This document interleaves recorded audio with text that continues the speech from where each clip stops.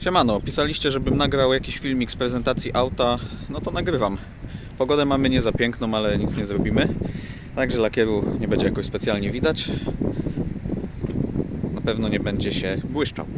No nie szkodzi. No więc co my tutaj mamy?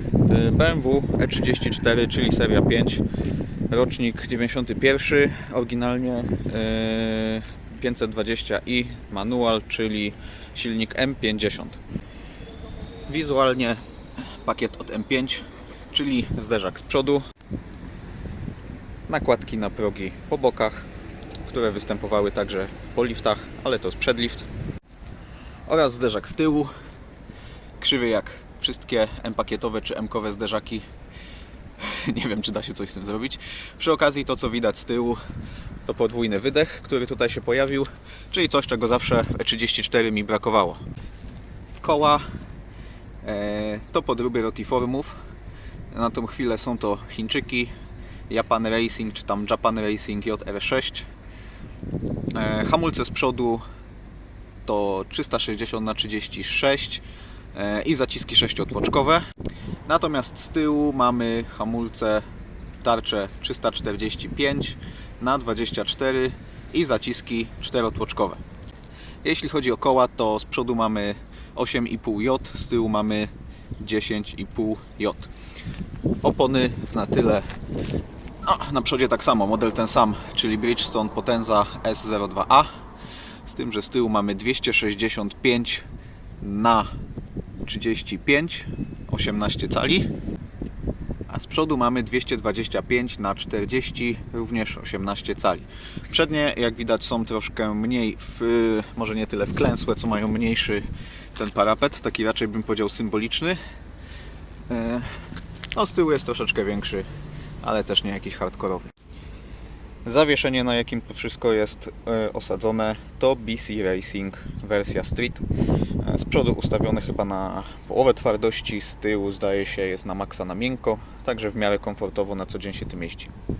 Zamiast M50 pod maską mamy w tym momencie silnik Chevroleta LS3, występujący m.in. w Corvettach C6 czy w Camaro, nie pamiętam, 2008 do 2000 coś tam, 12. Seryjnie silnik ma 430 koni, nie pamiętam ile newtonometrów. Tutaj jest troszkę pozmieniane, nie jakoś mega dużo, natomiast to, co mamy, to jest kolektor dolotowy Fast LSXR 102. 102 to nie jest przypadkowa liczba, odnosi się ona do szerokości wlotu do tegoż kolektora. I o tej samej średnicy mamy oczywiście przepustnicę, w tym przypadku elektroniczną, gdyż linkową ciężko było zgrać z EMU. Jeśli o EMU chodzi, to może nie będę odkręcał, bo później mam problem, żeby to wszystko poskładać. Natomiast w miejscu seryjnego komputera mamy EMU, czyli ECU Master EMU Black i wyciągnięty kabelek USB w razie potrzeby, żeby sobie coś tam porobić. Może jakoś dużo nie grzebie, natomiast wiadomo, na początku po takich próbach drogowych kilka rzeczy znalazłem, które sobie poprzestawiałem tak bardziej pod siebie. W kwestii dolotu, no to widać w zasadzie jak jest. Mamy tutaj 102 mm, tak jak zresztą cała od przepustnicy idąc do samego końca aż do filtra. Filtr jakiś stożkowy KN. Nie pamiętam jaki model, chyba największy jaki był dostępny pod tą średnicę. Jest oddzielony oczywiście takim tutaj czymś i dodatkowo oklejony złotą folią odbijającą ciepło. Oczywiście kolektor to nie koniec modów tak naprawdę. Mamy też jeszcze bardzo ostry wałek. Tak, wałek, bo być może nie wszyscy wiedzą, ale tu jest tylko jeden wałek rozrządu i w dodatku umieszczony w bloku. Do tego mamy jakieś lepsze cewki, których akurat tutaj widać nie będzie, plus bardzo dobre przewody zapłonowe. Auto strojone było na bezpiecznie, to znaczy strojone było na benzynie 95. Ja i tak będę lać 98, mimo że oczywiście wszelkiego rodzaju czujniki stukowe i takie rzeczy tutaj są, ale ostrożnym być nie zaszkodzi. Nie był też wyciągany jakiś absolutny maks, a mimo wszystko wyszło 523 konie i 671 Nm, czyli w sumie po stówce obu parametrów więcej niż w serii. Alternator jakiś 80 A z Audi zdaje się. 180, przepraszam. Chłodnica od Lancera Evo bodajże 8.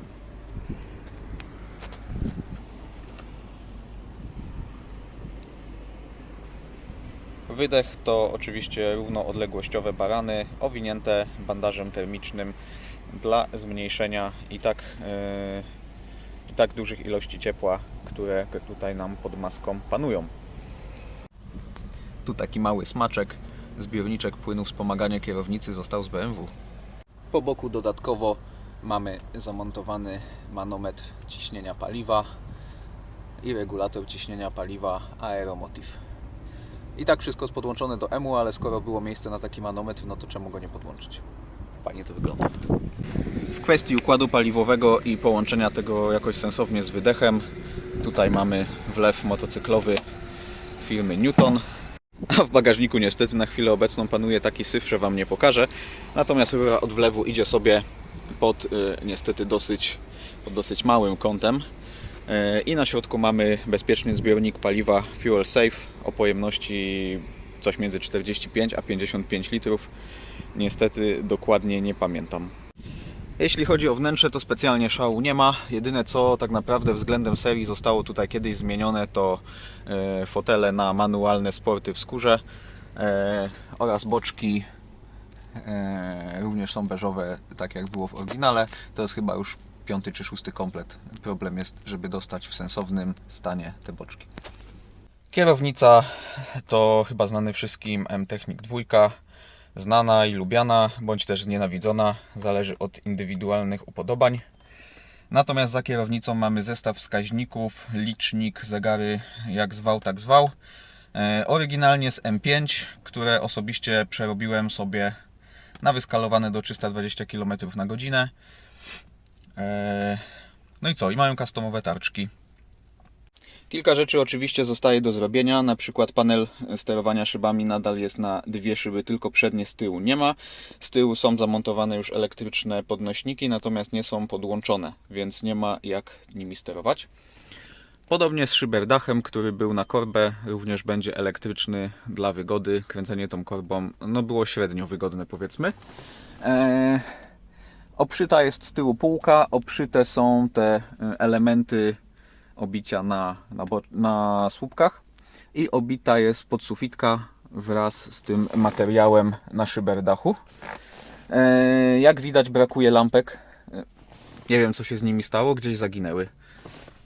Teraz będzie widać, jaki mam syf, natomiast no jeszcze nie za bardzo te dywaniki wymieniałem i one w takim stanie tutaj poszły, żeby po prostu nie siedzieć na wykładzinie, która i tak do pięknych nie należy. Wyczyszczone to oczywiście zostanie, ale to, co chciałem Wam pokazać, to mamy tutaj elektroniczny pedał z E46 330 Ci chyba, jeśli dobrze pamiętam. W każdym razie chodzi o to, że nie ma już takiego pałąka, który wchodzi gdzieś tam wyżej, tylko potencjometr ma bezpośrednio tutaj. Z dołożonych jeszcze takich dodatkowych rzeczy we wnętrzu to klimatyzacja, która, no umówmy się, że chłodzi symbolicznie. No jest minimalnie chłodniej niż bez klimatyzacji, natomiast szału jakoś nie ma, ale zawsze lepsze to niż nic. Podejrzewam, że po prostu nie jest ona w stanie oddać takiej ilości ciepła przy tych temperaturach, które panują pod maską. Radio nadaje się oczywiście do wymiany, bo wizualnie tutaj nie pasuje. To było fajne i grało fajnie, natomiast teraz radia ani razu jeszcze nawet nie włączyłem, więc pokazuje ono mi godzinę. Tą samą, którą zresztą jednocześnie widać na komputerze pokładowym. Więc wymienione zostanie na coś, co bardziej wizualnie pasuje do środka i grać będzie, no powiedzmy, że też w miarę ładnie, natomiast na pewno używane będzie okazyjnie. To co? Myślę, że możemy odpalać tą bestię. Samej jazdy Wam dzisiaj nie pokażę, bo nie miałbym jak jednocześnie trzymać telefonu, kierownicę i jeszcze zmieniać biegi.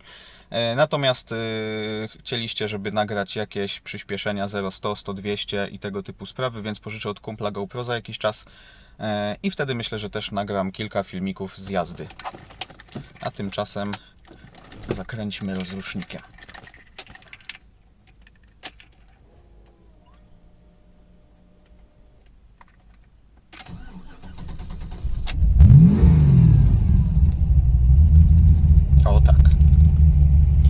jedziemy. Na koniec jeszcze trochę dźwięku z zewnątrz. Wybaczcie niedomknięte drzwi, ale już mi się kilka razy zamknęła z kluczykiem w środku, więc jej nie ufam. To, co słychać, takie grzechotanie, to sprzęgło albo skrzynia. Albo sprzęgło i skrzynia, bo w tym momencie auto jest na luzie. Kiedy nie jest na luzie, jest wrzucony bieg albo jest wciśnięte sprzęgło, tego grzechotania nie ma. Tak mniej więcej słychać z tyłu.